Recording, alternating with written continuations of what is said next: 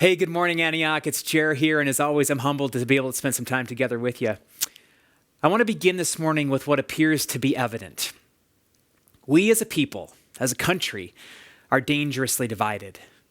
We stand divided by faith, politics, race, economics, sexual orientation, and social location. According to the data, our ability to navigate hard conversations and prioritize relationships, specifically with those with whom we disagree, has degenerated over the past 20 years. The stats suggest that the pace at which the divides between us are widening has accelerated significantly since 2016. Words like animosity, cynicism, othering, dehumanizing, demonizing have become standard descriptors of how we tend to approach those with whom we disagree. As I listened in on the political commentary during election week, the word divided seemed to be one of the most frequently used terms. And while my life's work as a peacemaker has me paying close attention to the growing divides in our churches, cities, states, and country, I'm especially burdened in this season by the interpersonal relationships that we've allowed to become interrupted. I've heard daughters say to their mothers of a different political disposition, "You are no longer my mother." I've heard friends say to lifelong friends of another political persuasion, "I can no longer allow our kids to grow up together." I've heard neighbors say of other neighbors, "I don't feel safe around them anymore because of who they voted for." I've heard colleagues question the integrity of previously cherished colleagues because of their political preferences. I've heard spouses question the longevity of their marriages because of the political rift with their partners. I've heard church members question the character of their pastors because of their discussing or remaining silent on issues of nationalism, partisan allegiance, and white supremacy. I imagine that you, like me, can call up conversations that we've all had with family, friends, neighbors, and colleagues, maybe even fellow Antiochers, where we've walked away from the conversation disqualifying the other person from a deepening relationship with us. Sadly, when we disqualify one another from relationship, the divide between us doesn't remain static. It widens. Here's how. Let's say that you and I have a conversation where we discover that we're not aligned politically or theologically. Rather than listening and seeking to understand in order to find some common ground, our inertia in this moment is toward distancing and dehumanizing.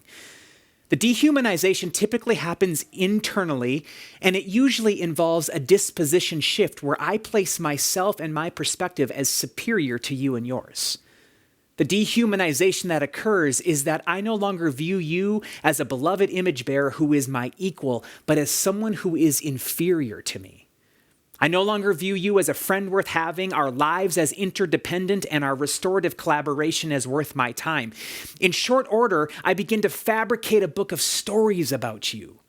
These stories are not based on reality. Instead, they emerge out of my creative and critical imagination. Then I tend to rehearse my preferred myths with alarming frequency, often congratulating myself for my ingenuity. At times, I even build small audiences with whom I share my fabricated stories. I'm efficient at codifying my myths and shaping them into my truth. In so doing, I choose to believe the worst about you, which then justifies my terrible behavior toward you. Without saying another word to you, I've duped myself into believing that I know you and commit more energy to believing and defending my fabricated stories than drawing near to you to learn about you from you. Now, the journey that I just articulated is based on thousands of interrupted relationships that I've had the privilege to learn from and walk alongside. But it's more personal than that. It's a path that I choose far too frequently. Maybe you do too. I want to suggest this morning that one of the most radical embodiments of the gospel of Jesus Christ in this divided moment is interpersonal peacemaking. What we'll soon see is that the mending of divided relationships will image something beautiful to the watching world about who God is and what God is like. This morning, I want to explore interpersonal peacemaking within the context of pre-existing relationships that have been interrupted by political or theological difference. Then during tonight's forum, I'm going to explore interpersonal peacemaking a bit differently by focusing on bridging difference and forging uncommon friendships with those with whom we differ by faith, politic, identity, upbringing, and experiences. Now, let me offer an important note of clarification for this morning. Many of us find ourselves in interrupted relationships because violence has been done to our identities and bodies. This is real and worth careful consideration and is beyond the scope of our conversation this morning. My focus today is not on interpersonal peacemaking with someone who has enacted physical, emotional, spiritual, sexual, or mental abuse against you. Instead, I'm centering pre-existing, previously valuable relationships that have been interrupted by political or theological difference. So, we find ourselves in a dangerously divided moment. Each of us is susceptible to the inertia toward interrupting relationships. Interpersonal peacemaking may be among the most radical embodiments of the gospel in today's world. So why should we care? And what should we do about it? Well, let's tend to the first question first. Why should we care about interpersonal peacemaking? Well, the simple answer is because Jesus did. Let's take a brief look at 3 moments in the life of Jesus in order to grasp his priority and passion for interpersonal peacemaking. First, in the Sermon on the Mount, there's this moment when Jesus reflected on the power of anger and grudge holding to interrupt relationships. Within those reflections, he said, when you're offering your gift at the altar, if you remember that your sister or brother has something against you, leave your gift there before the altar and go. First, be reconciled to your sister or brother, and then come and offer your gift. In this brief teaching, Jesus elevated interpersonal reconciliation as a defining worship practice for those who will follow him. Now, that's all well and good, right? But we should understand that this teaching seemed to push against the cultural trend that placed ultimate priority on the worship of God. The trend was informed by Deuteronomy 6:4, the Shema Yisrael that says, "Hear, O Israel, the Lord your God, the Lord is one. Love the Lord your God with all your heart, with all your soul, and with all your might." The Shema Yisrael prioritized love of God over all else. If there was an interrupted relationship, the understanding was that you'd go worship God, and then you'd go tend to the work of interpersonal peacemaking. Here, Jesus seems to indicate that God is disinterested in our rituals of worship if we know that a sister or brother has something against us. Now pay attention to this. In this passage, Jesus is not centering our grudges against another. Instead, he's centering others' grudges against us. It's as though Jesus is saying, get over yourself, your book of fabricated fairy tales, and your supposed position of superiority, and get to the work of mending divided relationships. Or put another way, Jesus may be saying that the act of interpersonal peacemaking is experienced by God as love. In other words, Jesus is inviting us to love God by mending divided relationships. We prioritize love of God when we actively participate in the work of interpersonal reconciliation. Now, this begs the question, why? Why did Jesus so emphasize interpersonal peacemaking? I think we gain some perspective in a second moment of Jesus' life. In prayerful solitude within the Garden of Gethsemane, just moments before his betrayal and arrest, Jesus prayed for us. Yet the prayer that he prayed was neither for our safety nor for our courage. Rather, when Jesus prayed over us, he prayed for our unity, our oneness. Now, the unity that he prayed for was not an end unto itself. It was a means to a more beautiful, redemptive, restorative end. Listen to his prayer. He prayed, "Father, I ask on behalf of those who will believe in me, that they may all be one. As you, Father, are in me and I am in you, may they also be in us, so that the world may believe that you have sent me. The glory that you've given me, I've given to them, so that they may be one as we are one. I in them, you in me, that we may become completely one, so that the world may know that you have sent me and have loved them even as you have loved me." In John 17, Jesus prays for our oneness because it is in our unity that the watching world will discover the truth about who God is and experience his love in tangible ways. Our oneness is sacramental. It signals a beautiful truth about God to the curious. Now, as you and I both know, unity is not uniformity. The unity that is the beloved family is diverse in every possible way. With diversity comes conflict and the potential for interrupted relationships. It's what happens when we do life together. What's supposed to distinguish the Jesus community from every other entity, though, is our undying commitment to interpersonal peacemaking with one another. In the practice of interpersonal peacemaking, we image to the watching world the reality that God, whose name is peace, is the great peacemaker who waged a decisive peace in Jesus and is moving in and through us to make that peace real in our families, in our faith communities, in our cities, and throughout our world. So, in Matthew chapter 5, Jesus centered interpersonal peacemaking as an act of worship. It's how we love God. In John chapter 17, we gain an understanding of why interpersonal peacemaking matters so much. The practice reinforces our oneness, which in turn signals to the watching world that God is real, is for us, and is with us. Then, in John 21, the resurrected Jesus demonstrates how we go about the work of interpersonal peacemaking. The moment is reminiscent of an encounter between Peter and Jesus in Luke chapter 5. If you recall, Jesus had been in the tiny fishing village called Capernaum for a short amount of time. His renown spread quickly as everyone who encountered him seemed to have their lives set right side up. Peter's mother-in-law was actually one of those recipients of restorative grace. The encounter in Luke chapter 5 placed Jesus on the beach and then boarding Peter's fishing boat in order to create some healthy distance between he and the crowds. After teaching to the masses, Jesus' instruction shifted to a personal invitation for Peter. The invitation was for an exhausted and bewildered fisherman to head back out to the waters rather than to the rest that he desired. The master teacher told the master fisherman to go fish in the middle of the day when the fish don't bite. Peter's response was that of a disciple. Despite the invitation defying plausibility, Peter said, "Because you say so, I will." That encounter and what happened next changed the trajectory of Peter's life. For the next 3 years, he gave his life for and attempted to take the life of another in defense of Jesus. During what could become the final Passover meal they shared together, Jesus indicated to Peter that before dawn, Peter would deny his connection with Jesus 3 times, calling curses upon himself.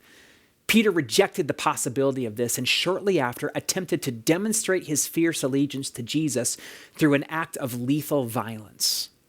Sure enough, by the time the rooster crowed at dawn, Peter, fearing for his own life, had vehemently denied his connection to the now imprisoned Jesus. The next time Peter saw Jesus, he was dying on a Roman cross. With Jesus' last breath, Peter's belief that Jesus was who he said he was died, as did the hope of a restored relationship. The interrupted relationship seemed to be irredeemably so. Then, one morning, as Peter was casting his nets, a beach walker offered an unconventional yet eerily familiar invitation. "Throw your nets off the other side of your boat." Echoing the earlier encounter, Peter recognized at once that the beach walker was Jesus. After a shore breakfast, Jesus tended to the interrupted relationship with Peter. 3 times he asked him, "Do you love me?" 3 times Peter responded convincingly of his love for Jesus. The relationship was restored. And then Jesus commissioned Peter into the work of reconciliation, internally, interpersonally, and systemically.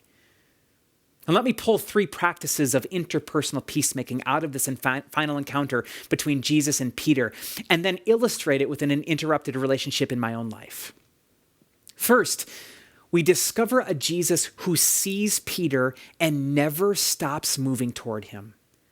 Jesus acknowledges that the relationship is interrupted, and rather than avoiding Peter, he gets proximate to him. Second, we discover a Jesus who gets proximate on purpose. Interrupted relationships are not going to resolve themselves. Some infrastructure is necessary. In this case, we see Jesus setting a table so that he and Peter can share some space and some food and some memories. While Jesus was the offended, he embodied radical hospitality in order to pave the way for an amended relationship. Third, we discover a Jesus who was willing to talk about what had happened. Yet the way that Jesus did it demonstrates for us that love and curiosity have to guide the way. In the way that Jesus approached the conversation, we learn something about the power of curiosity and generosity to both restore and deepen interrupted relationships. So 3 practices for interpersonal peacemaking surface: proximity, hospitality, and curiosity. And let me tell you from my experience, the practices work. My dad and I had a unique relationship. While I loved him and knew that he loved me, it became evident from an early age that I probably wasn't going to be just like him. This was a source of consternation for him as he was raised to be just like his dad. Thus, he reasoned that successful fathering, especially of his 2 sons, would be measured by the extent to which we were just like him. Well, it all started with my hair. From my dad's perspective, every God-fearing Midwestern Christian boy should wear a side part. I never preferred the side part. I have thick hair with 2 massive crowns that causes my unstyled hair to resemble a chia pet that just survived a tornado. My dad and I battled for years about my hairstyle until finally one day, late into my high school career, he suspended the battle in defeat and offered his blessing upon my pate. As I walked the pilgrimage of independence throughout my university years, my dad and I would spend some time discussing pressing theological questions I was asking. At that point in time, I was making a bit of a name for myself in big church circles, and the trajectory toward expanded Christian influence seemed plausible. He was proud that I was finding my footing in my faith that in many ways resembled his preferences. When my journey took me out to the West Coast, things began to change for me and in my relationship with my dad. Because of mentors, research, experiences, and relationships, my theology began to grow more spacious. And with it, the way I practiced my faith and leveraged my influence became problematic to my pops. Whenever he would join Jackie and I in our faith community and restorative participation within the Bay Area, he would observe the fruit, but regularly wondered if it was okay that we were hanging out with who we were collaborating with. Our theological conversations lost the generosity that had once defined them. They were now more critical and corrective, and we both willingly sparred, eager to convert the other to our own understanding. As my career shifted from direct pastoral ministry to helping Christian leaders embrace their vocation as everyday peacemakers, the divide between my dad and I widened. He was always proud that I was living out my convictions, but he was deeply troubled that my work placed me on what he understood as the wrong side of many issues that were important to him. The divide widened to a dangerous degree throughout the 2016 election cycle. Our life experiences had shaped the 2 of us to disagree on the intersection of faith and politics. I critiqued his one-issue politics, and he critiqued my empathetic approach to issues of systemic injustice. Informed by my book of fabricated fables about him, I couldn't tolerate the knowledge of his voting preference and urged him to break rank from his lifelong loyalties. Informed by the pain of feeling like he'd failed as a father, he struggled to metabolize my critiques and fought to rescue me from perilous theological and political wanderings that he believed me to be on. And then something shifted. He took me out for dinner, and over his cherished meal of steak and shrimp, he said this. He said, "Jer, throughout this election cycle, I've felt intellectually bullied by you, and I've reacted poorly to it. I want you to know that I love you. That's the most important thing." And then he asked, "Can we disagree and still build a flourishing friendship?" Proximity, hospitality, and curiosity. 1 year after that conversation, my dad was diagnosed with stage 4 cancer. It was an 8-month journey, and I was able to spend 7 of those weeks in Minnesota by his side. In that time, we shared space and food and memories. We wondered together about the afterlife and whether or not my younger sons would remember him. We confessed and forgave each other for past pain that we had caused one another. We took pictures together, me wearing his hairstyle and him wearing mine. On the morning that would become my last moments with him, we found ourselves sitting side by side watching the snow fall. After an hour of silence in which we simply enjoyed being in one another's presence, my dad looked over at me and he asked one final question. He said, "Jer, is there anything left unsaid in our relationship?" Because of the work of interpersonal peacemaking, marked by proximity, hospitality, and curiosity that we had committed to over the past 2 years, I could answer with confidence, no, there's nothing. It's all good. He smiled and then he said, "Then can we just continue to enjoy one another in the silence?" Friends, we find ourselves in a dangerously divided moment. Each of us is susceptible to the inertia toward interrupting relationships. Interpersonal peacemaking may be among the most radical embodiments of the gospel in today's world, for it images to the watching world that God is real, is for us, and is with us. And that's God's word for us this morning. Antioch, may the Spirit grant us the courage to identify and then begin to tend to the interrupted relationships in our lives.